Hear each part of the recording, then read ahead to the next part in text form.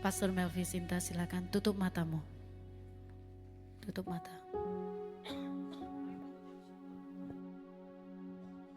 Kasih untuk hari ini, karena kasih-Mu buat setiap kami.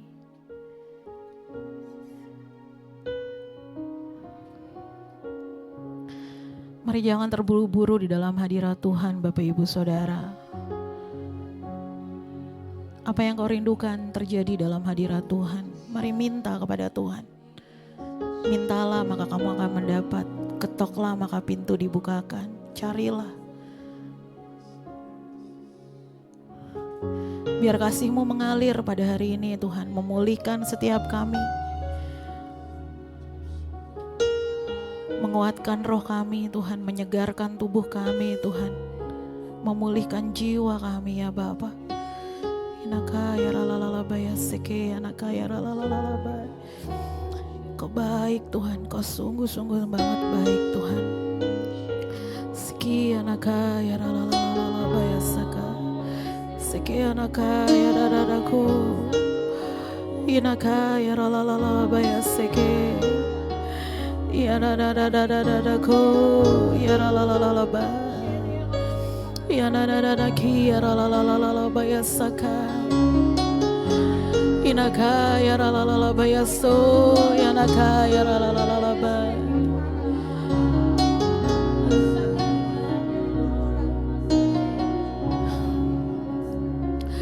Mazmur 90 ayat 12 dikatakan, ajarlah kami menghitung hari-hari kami sedemikian, hingga kami beroleh hati yang bijaksana. Hari-hari ini kita butuh kebijaksanaan dari Tuhan Bapak Ibu Saudara. Bukan dengan apa yang terjadi di luar kita, bukan. Tapi karena kita butuh hati yang bijaksana untuk mengerti kehendak Tuhan dalam hidup setiap kita. Itu yang kita perlukan.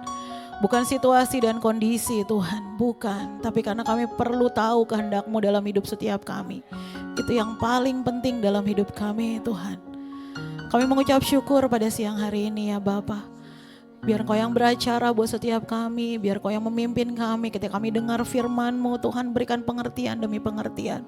Dan Roh Kudus-Mu yang bekerja buat setiap kami. Kami sangat-sangat bersyukur untuk kasih-Mu untuk hari ini. Dan kami percaya Engkau hadir di tengah-tengah kami Tuhan. Di dalam nama Tuhan Yesus, mari yang percaya kita katakan amin. Beri tepuk tangan sekali lagi buat Tuhan. Haleluya, silakan duduk Bapak Ibu Saudara. Ya, shalom semuanya. Ya, bisa duduk sebelah sini, mungkin yang di pojok belakang ini kosong soalnya.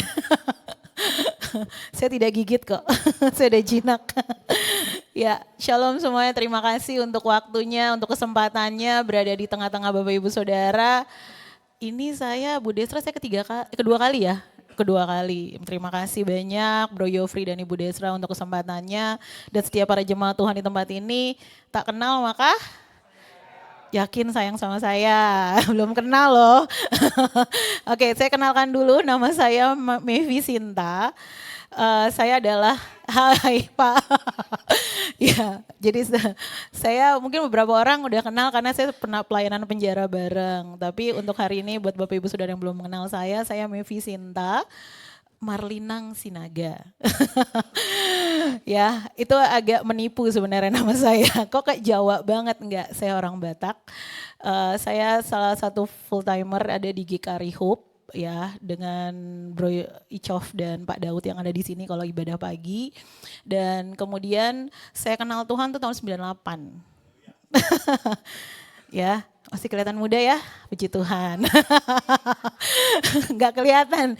Ya, dan hari ini saya bersyukur karena kita akan kenal bagaimana sih sebenarnya Tuhan kita. Makanya saya punya judul kenal Tuhan nggak? Gitu ya, itu simpelnya, sederhananya. Kenapa? Karena saya mau tanya dulu buat Bapak Ibu Saudara di tempat ini, perkenalan itu butuh proses, betul ya? Bu Desra kenal Pak Yofri butuh proses kan? Siapa yang sudah menikah? Oh Kak Tirza butuh, oh belum, oke. Yang udah menikah maaf siapa? Butuh proses, ibu butuh proses dengan suami kan? Gak mungkin ujuk-ujuk, Pak Pendeta saya minta diberkati, gak mungkin. Pasti butuh perkenalan, betul? Dari perkenalan, hangout bareng, makan ngopi bareng, jajan di warkop gitu ya. Kemudian Lalu kemudian mulai yang namanya sahabat gitu ya. Dikit-dikit cerita, dikit-dikit aduh gue curhat dong kayak gini-gini. Ataupun yang terakhir baru kita mulai ke jenjang yang lebih serius, betul ya? Itu prosesnya, betul? Tapi sama dengan Tuhan Bapak Ibu, amin. Dengan Tuhan pun kita harus perkenalan dulu, benar ya? Tapi yang lebih out of the box-nya Tuhan yang udah kenal kita banget. Bapak Ibu mengerti maksud saya? Sebelum kita dijadikan pun dia sudah mengerti kita, dia sudah kenal kita. Kata firman Tuhan sebelum kita ada dalam kandungan ibu kita, dia udah tahu akhir kita tuh kayak gimana. Hebat atau enggak Bapak Ibu? Sangat hebat, sangat luar biasa ya. Makanya hari ini mari kita baca dalam Kejadian 1 ayat 26 sampai ke 27. Ada dalam screen, kita mau baca bersama-sama. Kelihatan enggak ya? Maaf terlalu kecil, tapi saya percaya gitu. Oke, 1, 2, 3.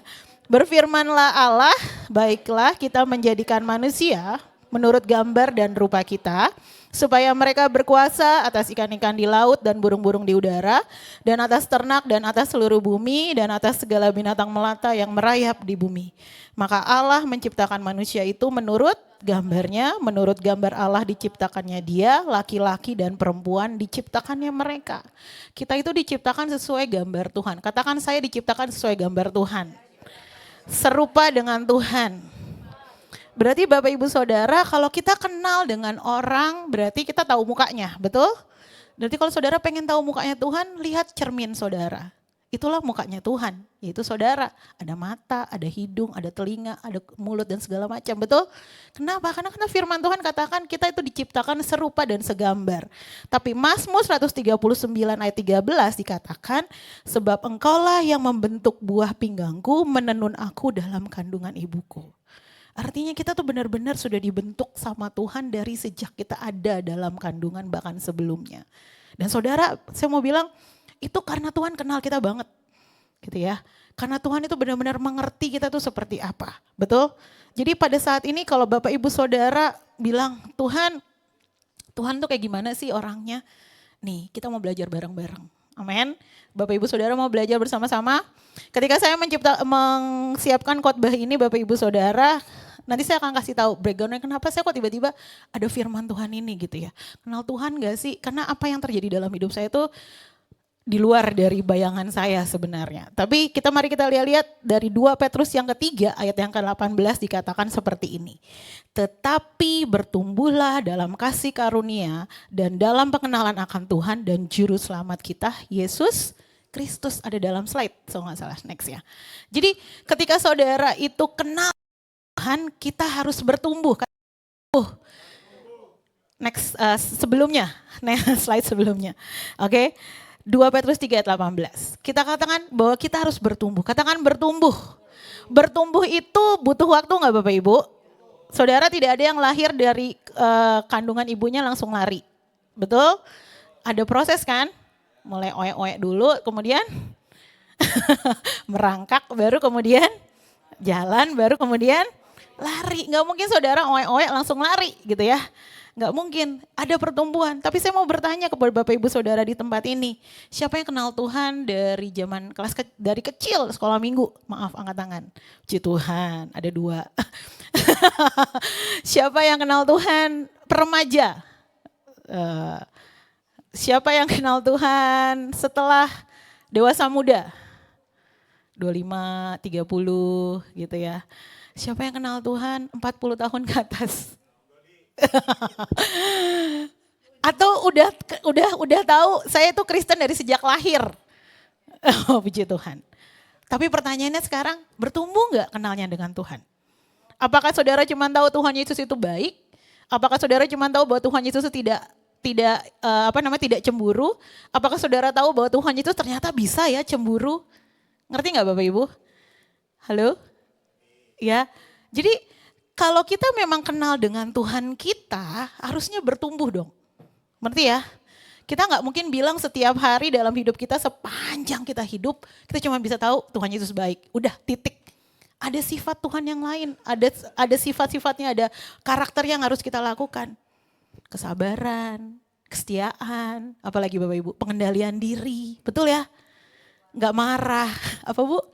Buah roh, ya semuanya 9 buah roh itu harus kita lakukan. Itulah karakternya Tuhan. Tapi bertumbuh gak dalam kita? Ada gak dalam kita? Ketika saudara kenal dengan Tuhan gitu ya, itu yang harus ada dalam hidup kita. Amin. Jadi saya pun melakukan hal ini gitu ya. Maaf, jangan panggil saya ibu, saya belum nikah. Panggil saya sis, boleh panggil miss, tapi jangan panggil oma. Maaf ya. Jadi kalau misalnya sis Mevi bilang, kok bertumbuhnya gimana? Ya kenal Tuhan tuh tiap hari. Jangan cuma pada saat lagi susah. Jangan pada saat lagi cuma lagi seneng gitu ya. Atau jangan saat lagi dalam terjepit gitu ya. Tuhan kepepet nih, cuman Tuhan jawabannya. Jangan. Tapi kenal Tuhan tuh tiap hari. Dari kita bangun tidur, kita mulai bekerja, dari saat kita mulai mau melakukan aktivitas. Sudahkah kita ngobrol sama Tuhan? Karena perkenalan itu butuh obrolan, betul ya? Bapak Ibu Saudara, saya kenal Pak Yofri dan Bu Desra pun saya ngobrol gitu. Saya nggak mungkin cuman halo and goodbye gitu. Enggak, saya ngobrol sama Bapak dan Ibu di sini.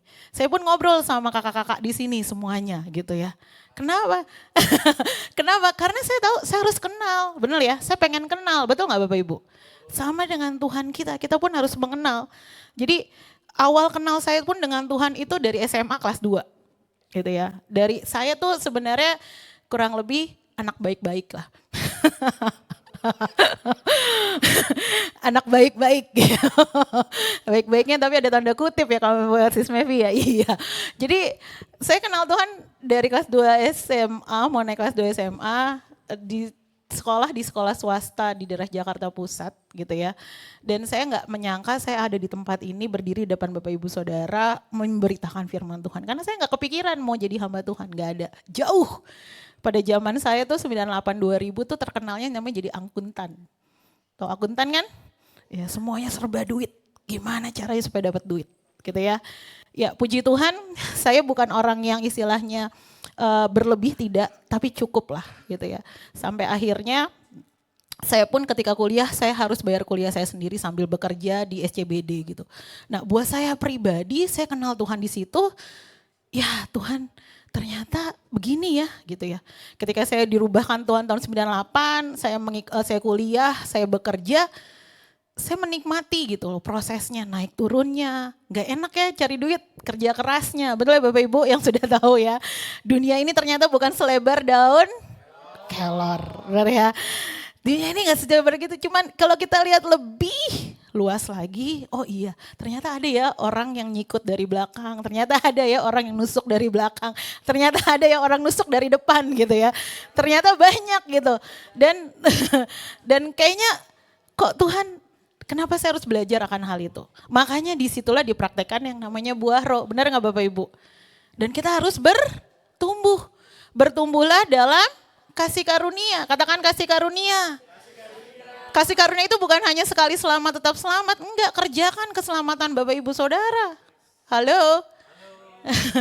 Kalau misalnya Bapak Ibu Saudara lakukan dosa hari ini ya bertobat, besok jangan lakukan lagi. Kami nggak bisa sis, jatuh bangun ya udah lewatin prosesnya, tapi jangan nyerah. Amin. Ya, bukan berarti ketika saya Bapak Ibu Saudara di tempat ini, saya sudah, ya, saya pun masih belajar. Gitu ya. Kesini pun saya dalam proses belajar tadi naik kereta, kemudian was-was gitu ya, ada rasa gelisah, ada takut, aman gak ya gitu ya, oke gak ya gitu ya. Cuman saya bilang Tuhan ini proses saya untuk bisa mengendalikan diri, untuk percaya bahwa Tuhan sertai dalam perjalanan. Benar gak Bapak Ibu? Benar ya, itu yang namanya bertumbuh dalam kasih karunia, dalam pengenalan. Oh saya percaya bahwa Tuhan akan sertai, Tuhan akan memimpin, Tuhan akan memberikan jalannya sehingga saya bisa aman dan sampai di apartemen Brooklyn tanpa satu kekurangan apapun. Itu saya kenal Tuhan saya. Nah itu yang harus kita lakukan dalam hidup kita. Jadi bagaimana caranya untuk mengenal Tuhan, saya singkatkan dengan 3 S Bapak Ibu Saudara. S yang pertama, suka menantikan Tuhan. Katakan suka menantikan Tuhan. Siapa yang di sini paling gak suka menunggu? Angkat tangan. Betul ya? Semuanya paling tidak suka menunggu. Nunggu paket, nunggu apa lagi Bapak Ibu Saudara? Nunggu gajian, nunggu apa lagi Bapak Ibu? Nunggu kapan kreditnya selesai, betul ya? Kapan pinjolnya selesai gitu ya? Kok bunganya tambah-tambah terus, bukannya nambah kurang, nambah terus gitu. Ataupun nunggu aduh kapan sih dibales chatnya gitu ya. Ya, kenapa? Karena menunggu itu sesuatu hal kita diajarin untuk sabar, diajarin untuk tenang, diajarin untuk yang namanya setia. Betul? Betul ya? Yesaya 40 ayat 31. Mari kita baca bersama-sama 1, 2, 3. Tetapi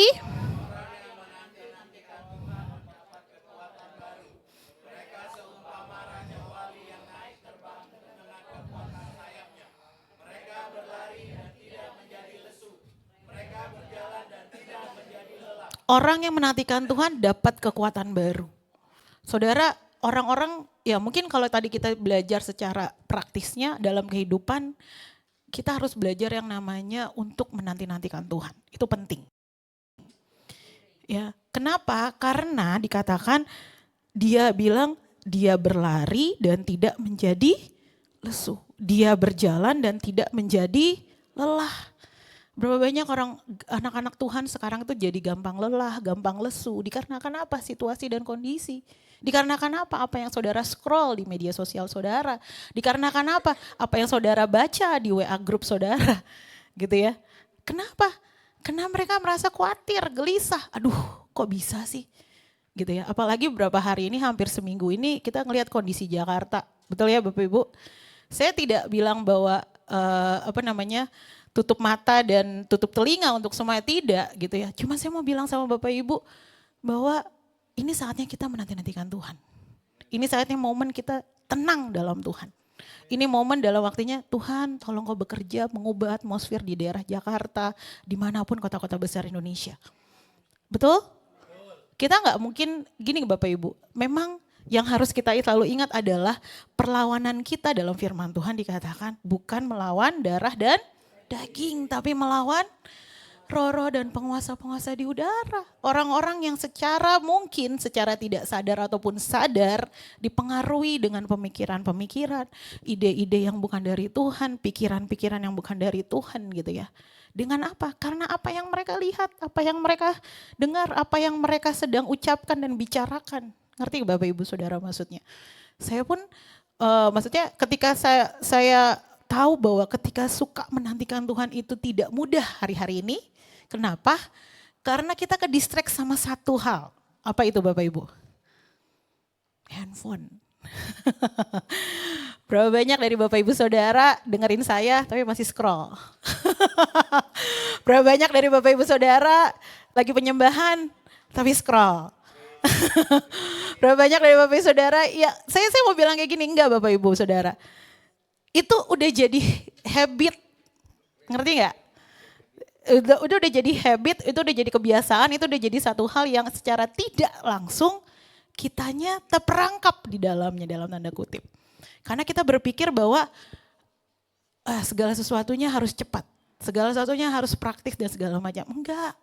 Bahkan ketika kita belajar untuk menantikan Tuhan, kita harus sabar. Amin. Harus sabar, harus yang namanya punya keinginan, katakan keinginan. Keinginan untuk yang, oh ya Tuhan saya mau belajar menanti-nantikan Engkau. Saya mau belajar untuk tenang pada dalam Engkau.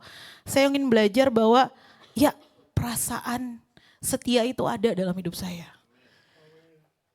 Saudara kalau, saya mau kasih contoh. Saudara kalau misalnya sedang ini kebanyakan hampir kurang lebih belum menikah ya.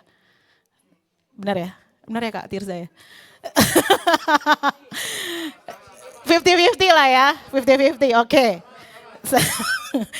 50-50. Saya mau katakan sih seperti ini Bapak Ibu Saudara. Ketika saudara sedang dalam tanda kutip, saya ngomong dengan orang-orang yang dewasa, amin.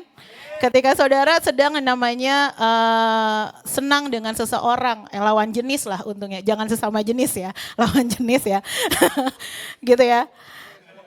Saya percaya pasti tidak sabaran untuk dapat balasan chatnya, balasan callnya, balasan gimana status WA-nya. Betul ya Bapak Ibu ya? Ya pasti ada kalanya seperti itu. Tapi saya mau bilang, bisa nggak perasaan excited itu, semangat itu, setia itu dalam Tuhan? Bisa nggak saudara excited ketika saudara harus nunggu Tuhan tuh? Bisa nggak saudara semangat ketika saudara harus nunggu Tuhan untuk jawaban doa yang sedang saudara gumulkan? Bisa nggak saudara tetap yang namanya ketika jawaban itu belum. Itu yang namanya menanti-nantikan Tuhan. Amin. Jadi kalau Tuhan aja udah sabar sama kita, kenapa kita gak sabar balik sama Tuhan? Betul ya? Tuhan udah setia sama kita, kenapa kita gak setia balik sama Tuhan? Benar ya Bapak Ibu? 1 Petrus 4 katakan seperti ini. Mari kita baca 1, 2, 3. Kesudahan segala sesuatu sudah dekat, karena itu kuasailah dirimu dan jadilah tenang supaya kamu dapat. Berapa banyak dari kita kurang tenang hari-hari ini kalau lagi berdoa? Aduh lama banget sih tadi WL-nya. Aduh lama banget sih firman Tuhannya.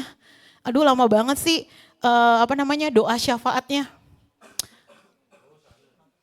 Padahal Tuhan gak pernah kasih time loh sama kita untuk kita mau diampuni, dimaafkan, diterima. Benar gak Bapak Ibu?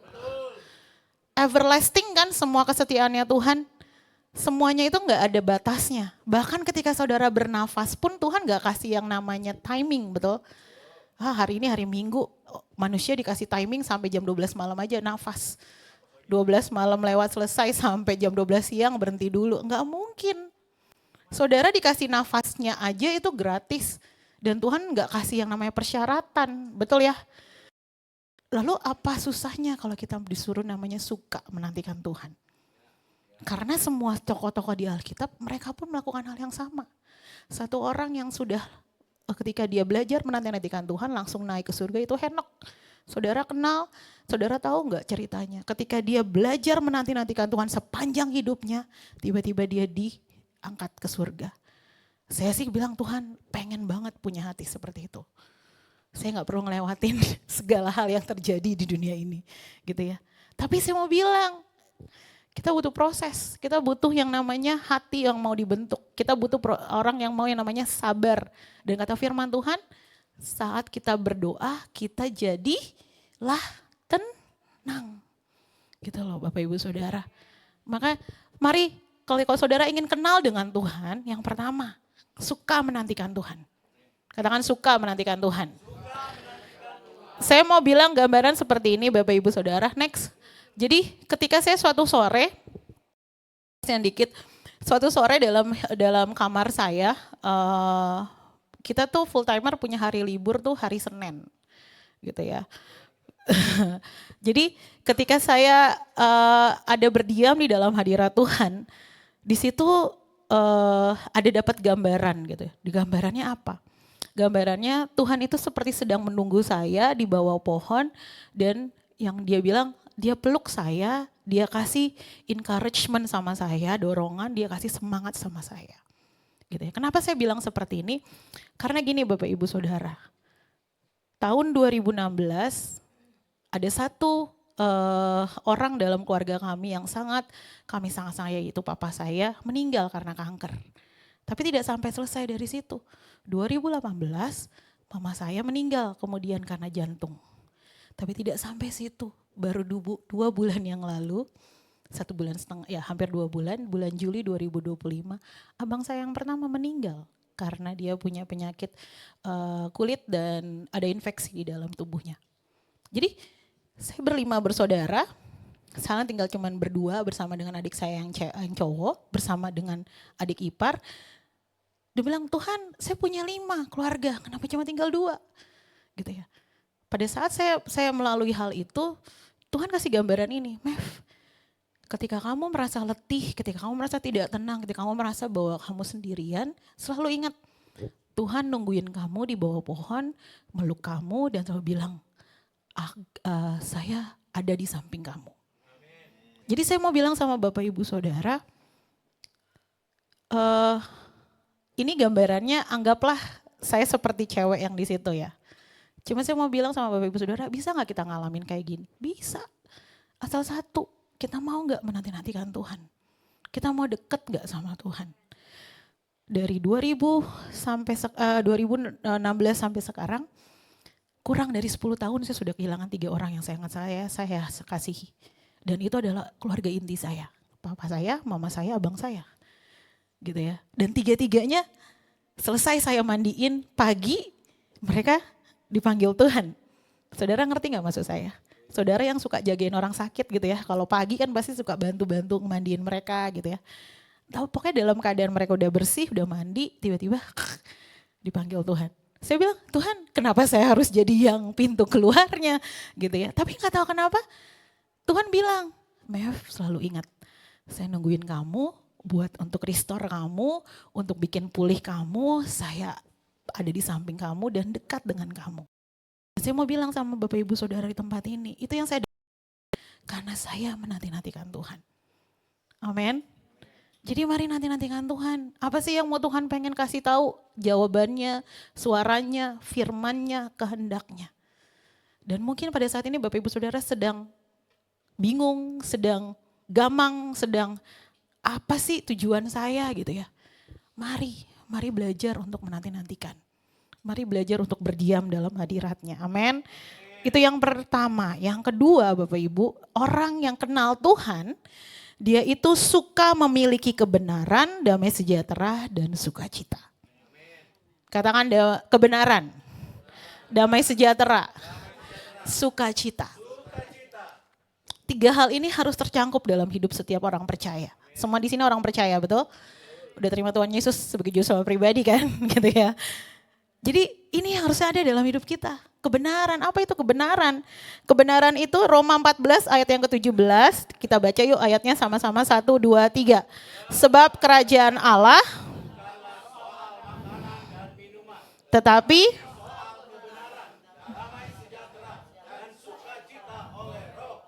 jadi kalau kita kenal dengan Tuhan, ini bukan masalah perut Bapak Ibu Saudara. Ya. Ini bukan masalah perut, waduh perut saya buncit berarti harus lagi latihan gym, bukan. Tapi saudara hidup dalam yang namanya kebenaran, damai sejahtera dan sukacita oleh Roh Kudus. Itu yang namanya orang kenal dengan Tuhan. Orang kenal sama Tuhan tuh enggak dengan yang namanya prinsip dunia yang dia pegang, bukan. Orang yang kenal dengan Tuhan, prinsip Alkitab yang dia pegang. Apa aja prinsip Alkitab? Kata firman Tuhan, carilah dahulu kerajaan Allah dan kebenarannya, maka semua akan ditambahkan. Jangan kita bilang, bos lagi manggil kita, suruh kita kerja 24 jam kita di kantor, tapi kita tidak yang namanya bersekutu dengan Tuhan. Itu salah. Mencari uang itu baik? Baik. Menjadi kaya itu baik? Baik, benar ya? Tapi kalau saudara mementingkan prioritaskan hal itu, kekayaan dan makan dan minum dalam tanda firman Tuhan tadi dikatakan, ya itu ada yang salah pemikirannya. Tuhan yang harus pertama. Kehendak Tuhan yang kita harus genapin. Apa yang Tuhan mau itu yang harus kita turutin. Amin. Jadi artinya mari hidup dengan yang kebenaran dalam firman Tuhan tuh firman Tuhan. Bapak Ibu Saudara pernah dapat firman Tuhan untuk secara pribadi? Ada ayat rema atau kegemaran atau favorit? Pasti ada kan? Ngomong itu setiap hari. Katakan itu setiap hari. Kalau misalnya saudara belum dapat, cari. Belajar tenang dalam Tuhan, berdoa dan minta. Amin. Karena hidup kita tidak ditentukan oleh apa kata dunia. Hidup kita ditentukan oleh kata firman Tuhan.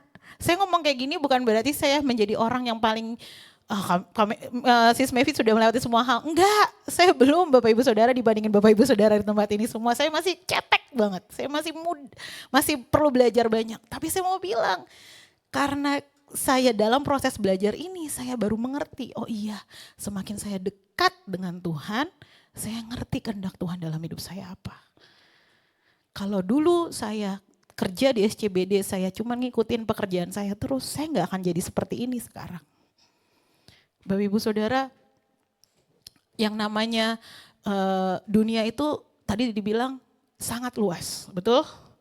Dan kalau kita nggak ngikutin apa yang ada di dalam dunia, kadang kita dianggapnya menjadi orang yang paling paling gaptek, paling nggak seru, paling apa dan segala macam. Tapi padahal kalau kita ngikutin firman Tuhan, ini yang harus kita jadi pegangan. Karena ini ngomongin kekekalan. Karena ini membicarakan kekekalan. Saudara ngerti maksud saya? Halo? Yes? Bapak Ibu Saudara, saya berharap saudara tidak mengawang-awang pikirannya. Tapi saya berharap saudara ngerti maksudnya. Gitu loh. Karena hari-hari ini orang butuh kenal dengan Tuhannya. Ya, Tuhan supaya semakin dekat dengan Tuhan. 1 Yohanes 2 ayat yang ketiga, hidup dalam kebenaran dikatakan, dan inilah tandanya bahwa kita mengenal Allah, yaitu jikalau kita menuruti perintahnya. Apakah saya sudah selesai ujian untuk menuruti perintah Tuhan? Puji Tuhannya belum, Bapak Ibu Saudara. Kalau saya sudah selesai, saya nggak ada di sini, saya di surga. Benar kan? Benar ya? Kalau saudara masih diberikan kesempatan untuk terus belajar menuruti perintahnya Tuhan, haleluya, puji Tuhan. Berarti ada proses untuk yang namanya terus dipulihkan, diperbaiki, betul ya? Nikmati hal itu Bapak Ibu Saudara, jangan komplain. Orang manusia sekarang kan suka komplain. Kok gini sih ngikut Tuhan, katanya pikul salib, katanya harus A, B, C, D, E, udah saya turutin. Jangan komplain Bapak Ibu Saudara. Artinya itu kesempatan saudara untuk terus yang namanya belajar dan dibentuk sampai maunya Tuhan itu seperti apa. Jangan sampai ketika saudara ada dalam proses pembentukan itu, atau saudara sedang dikasih tahu tentang perintah-perintahnya Tuhan, saudara tidak taat. Tiba-tiba saudara dipanggil Tuhan, jangan sampai saudara. Ngerti gak maksudnya? Jangan sampai. Selama masih ada kesempatan, mari jalani dengan sukacita. Amin. Dan itu yang tentang kebenaran. Kalau tentang sukacita, damai sejahtera seperti apa? Yohanes 14 ayat yang ke-27 dikatakan seperti ini. Damai sejahtera aku tinggalkan bagimu, damai sejahteraku kuberikan kepadamu. Dan apa yang kuberikan tidak seperti yang diberikan oleh dunia kepadamu, janganlah gelisah dan gentar. Damai sejahtera yang dunia lakukan dalam hidup kita yang kenal dengan Tuhan itu sangat berbeda. Damai sejahtera dunia itu cuman tidak kekal, tapi damai sejahtera Tuhan itu kekal. Jadi kalau Bapak Ibu Saudara di tempat ini, kalau Bapak Ibu Saudara kenal Tuhan, mari dapatkan damai sejahteranya. Hari ini kita butuh damai sejahteranya Tuhan ya, betul ya? Kita sangat butuh. Ketika kita mau keluar rumah pun kita butuh damai sejahtera, betul? Supaya apa? Supaya kitanya pun tenang, supaya kita pun tidak khawatir, tidak gelisah, tidak takut. Betul ya? Nah, cuman damai sejahtera Tuhan yang bisa didapatkan. Gitu ya. Bapak Ibu, ketika saya bekerja di tahun, udah cukup lama, hampir 10 tahun yang lalu, saya kerja di bagian freelancer sebagai guru bahasa Inggris untuk anak. Inkemaris salah satunya adalah yang saya bekerja di dalamnya, kemudian anak perusahaannya anak Pertamina dan TK Mutiaranya Kak Seto, itu salah satu tempat saya bekerja dulu di situ. Tapi saya pada saat itu keinginan untuk menjadi full timer tuh menggebu gitu. Dan saya bilang, saya sudah mendapatkan dari pekerjaan saya berkat yang lumayan baik gitu ya. Bisalah sebagai hidup seorang yang single gitu. Tapi ketika saya kenal dengan Tuhan, tahun 2008 dia panggil saya untuk jadi full timer, disitulah saya baru mengerti. Uang tidak bisa menggantikan damai sejahtera. Amin. Kekayaan tidak bisa menggantikan damai sejahtera. Amin. Tuhan tidak bisa digantikan dengan damai sejahteranya dunia. Betul? Ya Bapak Ibu, jadi mari miliki damai sejahteranya Tuhan. Apa itu damai sejahteranya Tuhan? Ketika saudara dekat dengan Tuhan, ketika tidak ada namanya khawatir, ya rekening tinggal 10.000. Tinggal buat itu doang administrasi. Selesai habis itu. Ya, di rumah cuma ada nasi putih sama garam. Ya puji Tuhan masih ada nasi putih, betul ya Bapak Ibu ya. Benar gak? Ya, jadi saya mau katakan kalau ya saya mau bilang bahwa alami Tuhan itu yang paling baik lah. Kalau saudara ingin merasakan bagaimana sih damai sejahtera Tuhan, ya alami Tuhan lah. Gitu. Pada saat benar-benar kepepet dan kejepit, saudara masih nggak ngeluh. Ketika kepepet dan kejepit, masih nggak saudara datang ke gereja setiap hari Minggu. Pada saat kepepet dan kejepit, masih nggak saudara melayani di gereja, gitu loh. Jadi mari miliki damai sejahtera. Terus yang kemudian bilang sukacita. Apa itu sukacita? Filipi 4 ayat yang keempat dikatakan bersukacitalah senantiasa dalam Tuhan. Sekali lagi kukatakan Jadi bersukacita bukan karena kondisi dan situasi. Kenapa dibilang bersukacita dalam bahasa Inggrisnya itu joy, bukan happy gitu ya. Kalau happy itu karena ada something happen, maka kitanya happy. Tapi kalau joy, sesuatu yang Tuhan kasih dan itu bertahan lama Bapak Ibu Saudara. Jadi mari tetap bersukacita gitu ya. Kalaupun mungkin tidak sesuai dengan jawaban saudara, dengan doa saudara, dengan rencana saudara, dengan apapun yang saudara pikirkan, semuanya tetap bersuka. Jadi orang yang mengenal Tuhan itu memiliki kebenaran, damai sejahtera dan sukacita. Itu yang kedua. Oke, dan yang ketiga Bapak Ibu Saudara, dikatakan orang yang kenal dengan Tuhan, dia mencari kehendak Tuhan. Katakan suka mencari kehendak Tuhan. Kita tuh manusia, terbatas Bapak Ibu, terbatas. Saudara cuma punya 2 tangan, 1 kepala, 2 kaki, betul? Saudara gak punya kayak seperti gurita 10 tangan. Saudara gak seperti makhluk yang lainnya punya 4 tangan atau gimana pun, enggak. Kita sangat terbatas, tapi kita dikasih yang namanya karunia, rahmat sama Tuhan. Untuk apa? Mengerti kehendak Tuhan. Itu besarnya kenapa Tuhan lebih mengasihi manusia daripada makhluk hidup yang lainnya. Itu kenapa kita diberikan akal budi dibandingin makhluk hidup lainnya. Itu kenapanya Tuhan tuh benar-benar mau memberikan keselamatannya kepada manusia, bukan kepada makhluk hidup lainnya. Kenapa? Karena kita tujuannya di hidup ini hanya untuk menggenapi kehendak Tuhan. Bapak Ibu Saudara, menomorsatukan Tuhan itu dalam kehidupan pribadi, dalam mengenal Tuhan itu penting. Betul ya? Yohanes yang keempat ayat 34. Mari kita baca 1, 2, 3. Makanan, kata Yesus kepada mereka, makananku, dia yang mengutus aku dan menyelesaikan. Berapa banyak Bapak Ibu Saudara yang sudah mendapatkan panggilan dari Tuhan akan hal tertentu? Ada? Tuhan suruh Bapak Ibu Saudara melayani A, Tuhan melayani saudara melayani B. Ada yang pernah seperti itu? Saya pun dapat panggilan Tuhan untuk bisa melayani dari anak-anak. Kebetulan saya pelayanan anak juga, pelayanan teens saya juga, dan pelayanan youth. Jadi ketika saya ada dalam satu panggilan itu, enggak tiba-tiba ketika lahir baru, terima keselamatan langsung mengerti Bapak Ibu Saudara. Enggak, butuh proses yang panjang. Sampai akhirnya ada di seperti ini. Kenapa? Karena saya tahu tugas dan tanggung jawab saya yang pertama adalah melakukan apa yang Tuhan mau.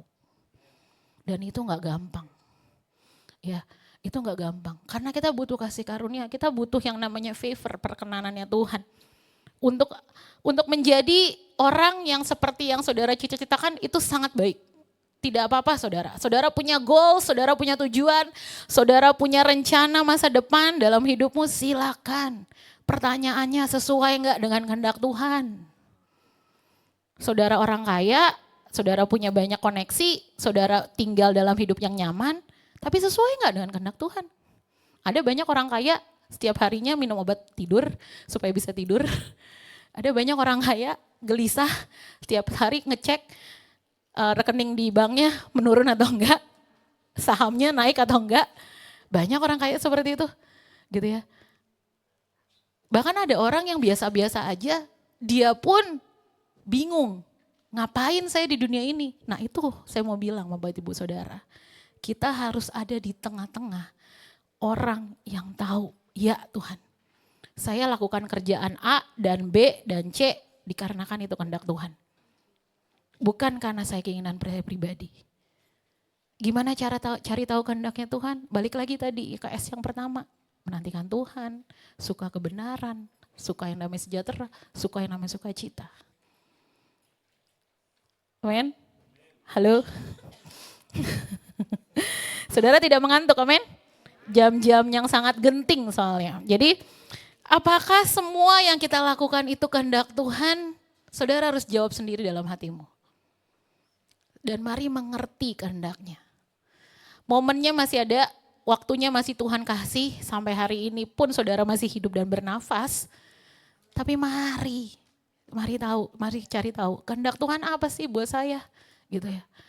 Saya mau bilang untuk hal-hal yang maksudnya besar gitu ya dalam baik itu dalam hidup Bapak Ibu Saudara.